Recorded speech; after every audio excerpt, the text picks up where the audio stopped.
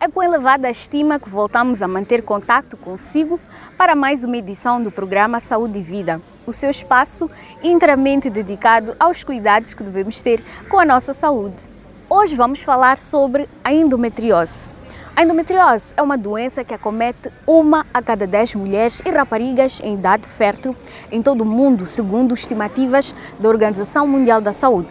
E é também uma das principais causas de infertilidade feminina. A endometriose é uma doença incapacitante. Desde que Lola Mukari recebeu o diagnóstico da endometriose, tem adotado algumas estratégias no seu dia a dia que lhe ajudam a manter uma boa qualidade de vida. Vamos acompanhar o depoimento de Lola na reportagem a seguir. Muitas mulheres acabam se manifestando a endometriose tendo aquelas cólicas fortes no período menstrual e acabam passando muito mal. Comigo não. Completamente diferente. Tinha cólicas, mas eram cólicas suportáveis, mas bastava passar o período menstrual, aí começava a dor muito forte, muito forte. Eu chamo-me Lola Mukari, tenho 38 anos e sou uma mulher que vive com um problema de infertilidade. Inicialmente foi-me diagnosticado miomas, como tinha dito, e na altura eu achava que a causa da infertilidade, aliás, na altura nem chamava de infertilidade, eu não estou a conseguir engravidar por causa dos miomas, mas eu já sabia de antemão que os miomas não eram necessariamente a causa de não poder fazer filhos, dependendo da localização deles.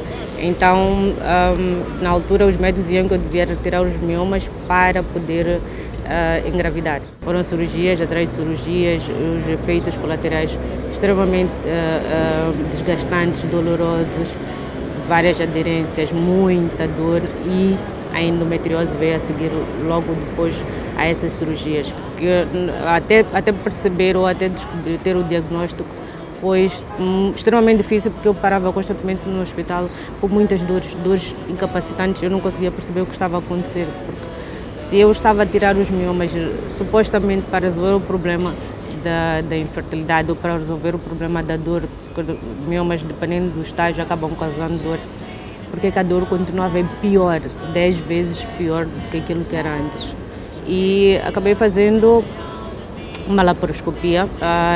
Foi com esse exame aqui em Moçambique que acabaram diagnosticando a endometriose em estágio 3 muito profundo. De todas as pesquisas que eu fiz, todos diziam que não há cura para a endometriose. Então, é tentar encontrar uma forma de ter uma vida saudável e tentar ter, como é que eu posso dizer, ter menos dor possível. E isso implicava uma mudança brusca de vida. Mudança na alimentação, mudança no estilo de vida, ter que cortar muita coisa, ter que começar a ter um outro estilo de vida completamente diferente daquele que eu tinha, para ver se tinha uma qualidade de vida melhor. Não percebia porque que as dores nunca paravam, tinha que estar constantemente ao hospital, e foi mesmo de pesquisa de vários relatos de muitas mulheres de fora que acabaram criando vários grupos que falavam sobre a endometriose, e lá havia vários testemunhos. Então, nesses testemunhos, ia pesquisando, ia comparando, ok, esta situação ou aquela está na mesma situação como eu, então ela fez isto, fez aquilo, e alguns médicos aqui, alguns nutricionistas, comecei a ter alguma direção da alimentação. Basicamente, a alimentação era cortar alimentos inflamatórios, leite, derivados de trigo e trigo, tudo que diz respeito a leite e trigo, tirar completamente da alimentação. Sem leite, sem trigos, nada de alimentos inflamatórios. Então agora quando eu vou a um supermercado, eu já vou e já leio o que é que está lá escrito, se tem glúten, se tem lactose, então não posso, e tiro. Alimentos naturais, completamente naturais, totalmente naturais. E muito exercício físico, muito exercício físico. A endometriose quase que pouco se sabe, quase que nada se sabe sobre a doença. Então só viam alguém que estava a passar mal, alguns até diziam que era chilique, que estava com cenas, porque não queria trabalhar e essas coisas todas. Mas era mais mesmo uma questão de ignorância. né, alguns, né, faziam por maldade, mesmo não saberem, não perceberem o que é que estava acontecendo. Então foi e tem sido até hoje extremamente difícil para as pessoas poderem perceber, as pessoas serem empáticas à outra pessoa, estarem por isso no lugar da outra pessoa quando não percebem o que realmente está a acontecer. Graças a Deus tive sempre o apoio da minha família, de amigos mais próximos. Então esse apoio acaba nos ajudando a superar, porque não é fácil. Há dias que a pessoa acorda, está com muita dor, mas tem que acordar, tem que ir trabalhar. E para tu chegares e dizer ao teu colega, eu estou com dor, ele vai parar a olhar, porque ele acaba se sentindo pressionado pelo trabalho e tu não estás ali, acabas não estando a ajudar muito. São situações, infelizmente, do nosso dia a dia. Infelizmente, os miomas voltaram, então estou novamente com vários miomas e o meu útero já está completamente danificado. Por causa das outras cirurgias, já não tenho como voltar a retirar novamente os miomas. A única opção que eu tenho, infelizmente agora, é retirar o útero. A ideia era, no fim, eu poder dizer que eu consegui, que valeu toda a luta, todo o esforço. Infelizmente, eu não vou poder dizer que eu consegui dessa forma, porque eu não vou poder ter o útero, eu não vou poder gerar um bebê, mas eu vou encontrar formas de dizer eu consegui de uma ou outra maneira. Então, o processo tem sido digerir esse, como é que eu posso dizer, esse eu consegui de uma ou outra forma. Aparentemente, já não será possível gerar um bebê, então a outra opção é adotar, que será um filho e será amado da mesma forma. Força para todas as mulheres que estão a passar pela mesma situação, não desistam. Não é fácil, vão ter situações de pessoas que não vão perceber, sim, mas não desistam por causa disso, não se deixam abater. Vivam um dia a cada dia. Existem várias outras coisas que a pessoa pode ir buscar felicidade, ir buscar prazer, ir buscar realização. Nós, as mulheres, nos centramos na realização, ter filho, ter marido, um lar e nos é impedido muito isso na sociedade, que a mulher só é mulher quando pode gerar um filho. Então, se não pode gerar um filho, não é mulher, não serve. Existem muitas outras formas da mulher se sentir realizada, não só por poder gerar um filho. Então, pelas mulheres que estejam a passar por essa situação, miomas, endometriose, situação de infertilidade, que nem sabem se calhar qual é a causa, encontrem outras formas de se sentirem-se realizadas. A vida é sua, é nossa e a mulher não pode deixar de viver e se realizar e ser feliz por causa do fato de não poder gerar um filho. A endometriose é uma doença que acomete 1 em cada 10 mulheres e raparigas em idade fértil em todo o mundo. E segundo estimativas da OMS, para além desta doença interferir diretamente na qualidade de vida da paciente, é uma das principais causas de infertilidade feminina. E para esclarecer as nossas dúvidas sobre este assunto, hoje vamos conversar com a doutora Bélvia Machel, é médica, ginecologista obstetra, e é com muito gosto que eu recebo a doutora no nosso programa Saúde e Vida. Seja muito bem-vinda. Muito obrigada. Bom, doutora, mesmo para iniciar a nossa conversa, o que é a endometriose? Bom, dizer que a endometriose é uma doença benigna de foro ginecológico, muito comum nas mulheres, caracterizada pela implantação, né, de um tecido do endométrio fora da cavidade uterina. Só para não estar aqui com um termo muito científico, né? Dizer que o útero ele é constituído por uma cavidade interna, né? Por uma camada interna, que é o endométrio, é como se fosse mais ou menos isto, né? Sim. Então, a parte interna é o endométrio, certo? E a parte externa é o miométrio, que é a parte muscular. Então, o que é isto de endometriose? É a presença de deste tecido interno fora do útero. Okay. E quais são os principais sintomas? Nós entrevistamos a Lola Mukare, que é uma jovem que sofre com endometriose. Ela contou-nos que sente cólica muito forte, uma dor crônica que até impossibilita de fazer as atividades normais do dia a dia, como trabalhar e até cozinhar. Fora esta dor crônica, que é a cólica, quais são os outros sintomas da endometriose? Bom, dizer que basicamente os sintomas da endometriose são dois, sim. A dor e uma infertilidade ou uma subfertilidade. Então, esta dor, de fato, é uma dor tipo cólica, sim, durante a menstruação. O outro sintoma também é uma dor durante o ato sexual, aquilo que nós chamamos de dispareunia. E a outra dor é uma dor mesmo crônica, né, que dificilmente cede a medicação usual, e a paciente tem uma dor mesmo por um longo período. De fato, a Lola tem razão em queixar-se exatamente de dor. É por isso que disse que a qualidade de vida da paciente está muito prejudicada. Sim. Que ela sente exatamente muita dor. Explicar um bocadinho que esta dor tipo cólica é uma dor que geralmente aparece em torno dos 30 anos. Não exatamente quando a adolescente começa a menstruar. É uma dor que a pessoa admira-se, né? Porque pronto, a adolescente começou lá com a sua menstruação, aos seus, agora, né, 9, 10, 11, 12, e ela fica este período todo, chega a uma certa altura, anos depois, ela começa com uma dor muito forte. E de fato é uma dor que aumenta a sua intensidade durante o período menstrual, mas acomete também fora do período menstrual.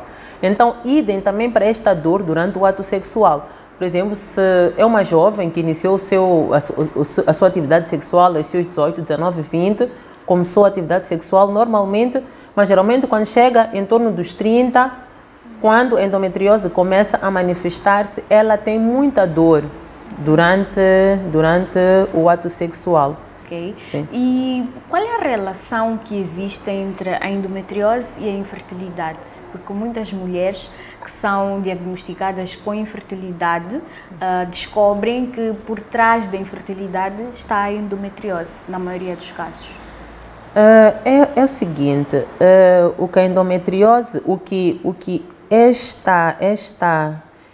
esta implantação deste tecido, né, fora da cavidade uterina, o que é que faz? Acaba criando aderências. É como se mudasse a anatomia normal do aparelho reprodutor. Porque para a mulher engravidar, a anatomia tem que estar na sua condição normal. O endométrio no seu local, sim, o miométrio no seu local, a volta do útero, quer seja no ovário, nos outros órgãos, sem este tecido de dentro do útero. Então, com a presença deste tecido fora, acaba criando uma espécie de um apego e altera a anatomia do aparelho genital. Com esta alteração, por conta das aderências, a mulher não consegue engravidar devidamente. Recordar que para engravidar o óvulo tem que sair do ovário e a gravidez ocorre a nível das trompas. Até a mobilidade a nível das trompas é acometida, ela é reduzida por esta endometriose. A formação deste oócito que vai se tornar óvulo, que deve sair, também sofre alguma alteração. A formação do próprio embrião a nível das trompas também sofre alguma alteração. E a alteração também do endométrio, que é a camada interna, para as mulheres com endometriose, a ausência de uma molécula que faz com que o bebê é como se aderisse ao útero, lá dentro. Então, aquele bebê em formação, aquele feto em formação, não tem esta capacidade de aderir. Então, tudo isto acaba condicionando esta mulher para uma subfertilidade ou mesmo infertilidade. E como é feito o diagnóstico da endometriose? Porque a Lola referiu que levou muito tempo para poder ter um diagnóstico correto. Passou por vários médicos, ginecologistas e não estava a ter um diagnóstico preciso, assim é que é. Bom, o diagnóstico correto é mesmo a história.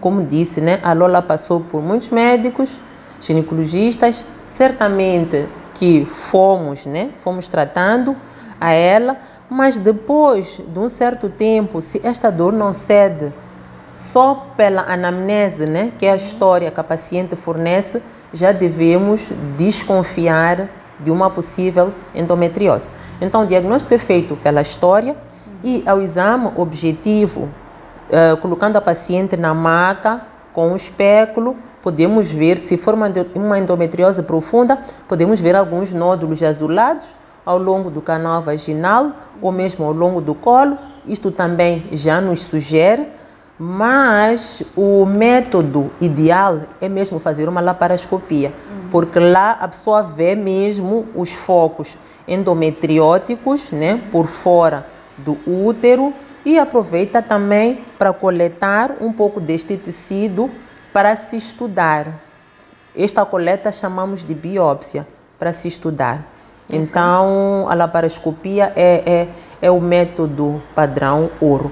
Mas, para além disso, existem literaturas que falam de ressonância magnética, pode-se também fazer uma cistoscopia, pode-se também fazer uma colonoscopia, uma retossigmoidoscopia. Esses são exames do canal anal e do canal e das vias urinárias, porque esta endometriose também pode se manifestar nesses órgãos.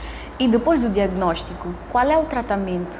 Qual é o encaminhamento dado a esta mulher que recebe um diagnóstico positivo de endometriose? O tratamento é essencialmente de dois tipos. Podem-se dar medicação à paciente, ok? E pode-se também fazer a cirurgia. Dizer que a medicação é mesmo para ajudar a reduzir as hormonas, porque a endometriose é também uma doença que disse que é hormônio dependente. Ela responde aos hormônios que os ovários do organismo da mulher produz. Então, esses medicamentos, essencialmente, é mesmo para reduzirem, né? Aliás, para reduzirem a não ovulação, que chamamos de anovulação, e isto reduz estes hormônios. Reduzindo estes hormônios, a paciente queixa-se menos, porque, como disse, né, que ela acaba essencialmente tendo dor, principalmente na menstruação. Então, essencialmente é isso. Agora, a base do tratamento cirúrgico é mesmo para ressecar, né, que é retirar, na medida do possível, estas pequenas massas que estão fora do útero, né? Digo na medida do possível, porque isso faz-se de forma multidisciplinar. Sim. Geralmente não são só ginecologistas, tem que ser um ginecologista. Se acometeu o rim, tem que vir também um urologista. Se acometeu o reto, tem que estar lá um cirurgião. Então, essencialmente, é remover estes focos que estão fora do útero. Também é retirar as aderências, que chamamos de lise, né? Das aderências. E isto tudo para dar uma melhor qualidade de vida. E ainda no tratamento medicamentoso, não esquecer de medicamentos que ajudam, né, a reduzir a dor da paciente. Muito bem. Muito obrigada, doutora. Nós vamos a um rápido intervalo e nós voltamos já com mais informação para si. Hoje estamos a falar sobre a endometriose. Não sai daí.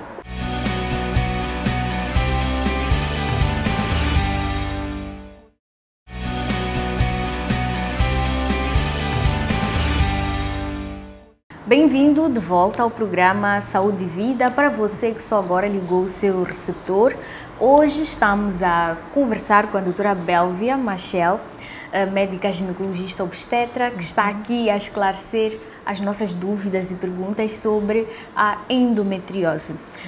Antes mesmo do nosso intervalo, doutora, a doutora explicava um bocadinho em relação ao tratamento da endometriose, diagnóstico e tratamento. E eu gostava de saber, para aquela mulher que deseja engravidar, será que depois de tratar a endometriose tem chances de engravidar?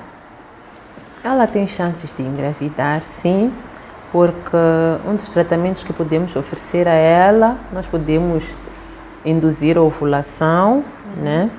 Para o caso de endometriose do primeiro grau e segundo grau, esses são os graus mais leves. Sim. Então, se as trompas estão permeáveis, pode-se fazer uma indução da ovulação. Ok.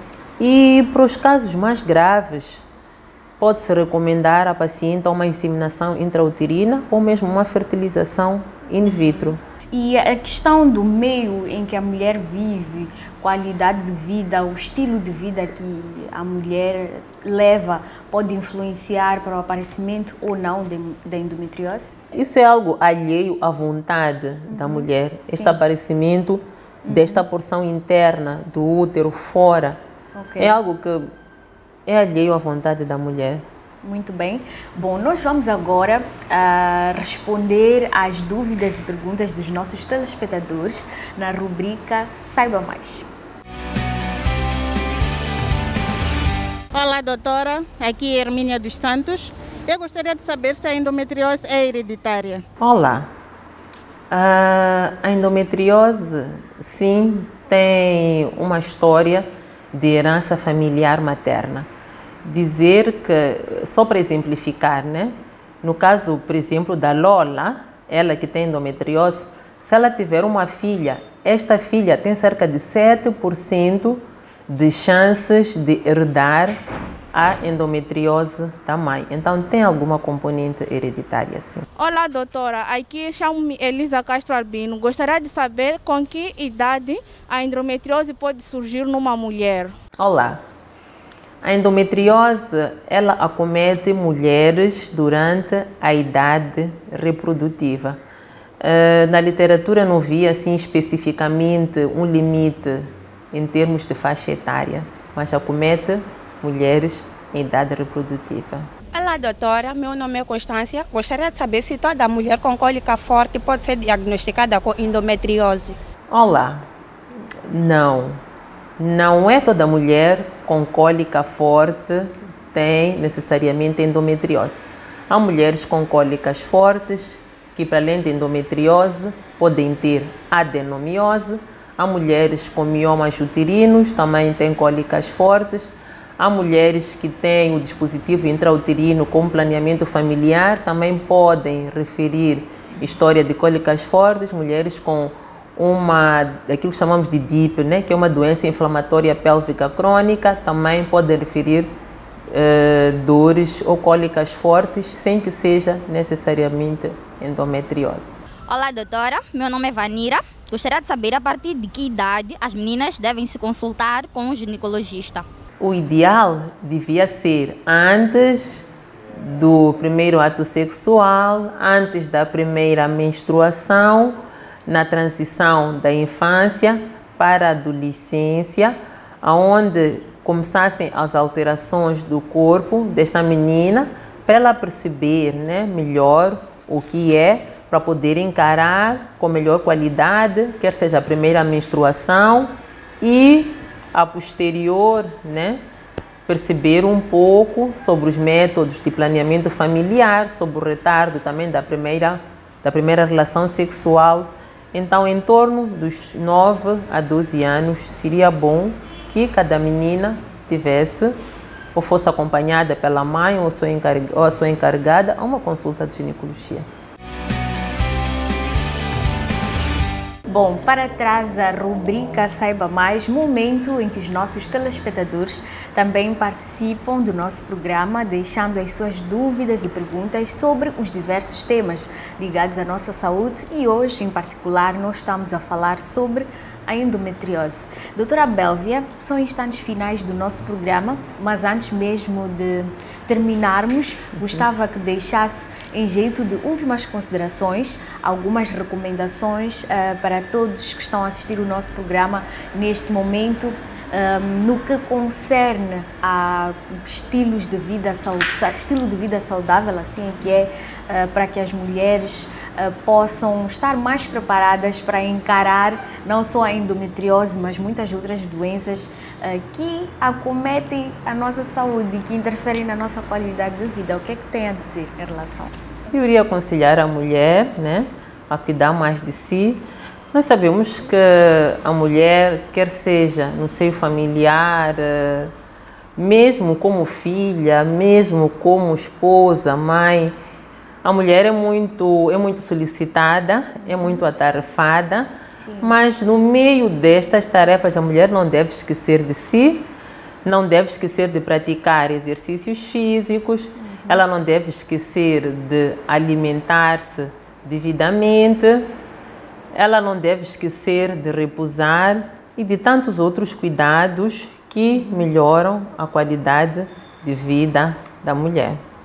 Muito bem. E que apelo especial a doutora pode fazer para os parceiros, os maridos, os familiares de forma geral, que convivem com uma mulher que tem cólicas muito fortes ou que até mesmo tem endometriose e até infertilidade, porque muitas vezes esta mulher é colocada de lado, é isolada por estar a reclamar desta dor crônica e muitas vezes os familiares e o próprio marido não entendem esta situação. Primeiro é lamentável, né? É lamentável e exortar tanto a família, exortar aos parceiros a serem muito compreensivos. Não há mulher nenhuma que pede para ter, quer seja endometriose, quer seja a não capacidade de poder gerar um filho na hora em que ela decide. Então, eu exortaria a uma compreensão máxima, porque o emocional desta mulher, fora a dor física, está bastante comprometido. Então, quanto mais compreensão, quanto mais amor esta mulher for a receber, melhor é. Aos parceiros, por exemplo, né, por que não apoiar esta mulher? Ela a ir mais às consultas. E até acompanhar as consultas. E até acompanhar as consultas, sim, porque a consulta de infertilidade, recordar que não é só da mulher. Quando é infertilidade, mesmo que a mulher não seja capaz de procriar e ele seja capaz de procriar, mas a infertilidade é do casal. Já passou este conceito de olhar a infertilidade só para a mulher. Então, aconselhar, né, aos parceiros a serem um pouco mais compreensivos, acompanhar que esta mulher não é que está inútil, pode sim vir a beneficiar-se de um tratamento e poder procriar. Então, iria mesmo aconselhar a um pouco mais de atenção, porque como disse, né, que a qualidade de vida da mulher está afetada. Eu acredito que um pouco mais de amor, um pouco mais de atenção, um pouco mais de carinho da nossa parte também, porque dizer que é uma mulher que visita várias vezes a consulta de ginecologia, um sorriso, um olhar, uma atenção não faz mal, muito pelo contrário, dá um certo conforto a esta mulher. Muito obrigada, doutora Bélvia, pela sua presença, participação e colaboração com o programa Saúde e Vida. Afinal de contas, a nossa preocupação é fazer chegar informação e mensagens corretas para os nossos telespectadores, pois muitas vezes as pessoas optam por medicações indicadas por pessoas que não são profissionais de saúde, amigos, familiares, e é sempre bom nós contarmos com a presença de profissionais que entendem perfeitamente da matéria e que deixam ficar informação correta para os nossos telespectadores. Mais uma vez, muito obrigada e até uma próxima oportunidade. Nós esperamos contar muitas vezes com a doutora Bélvia. Bom, chegamos ao fim desta edição do programa Saúde e Vida. Muito obrigada, querido amigo telespectador, pelo carinho da sua audiência e pela sua atenção e também por nos permitir entrar em sua casa. Já sabe que pode continuar em contato conosco através das redes sociais. Nós estamos no Facebook, no YouTube e também no nosso grupo do WhatsApp. Cuide sempre, sempre, sempre da sua saúde e até uma próxima oportunidade.